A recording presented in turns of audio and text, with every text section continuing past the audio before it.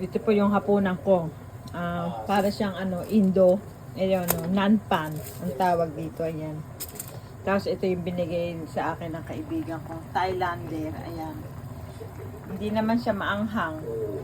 Pero, iyan daw ang partner niya eh. Kaya, bumili ako nito para makain natin. Ano siya, tinalalaki ng manok. Pakpak ng manok yung yung niluto niya. Ayan. Masarap yung magluto. Maganda pala rin ng meron kang mga kaibigan na global friends kasi nakakakain ka ng mga hindi natin nakakain ng mga pagkain, hindi katulad ng pagkain natin, di ba? Okay din. Iba-ibang pagkain na matitikman mo. Masarap naman siya. Tinikman ko nga eh.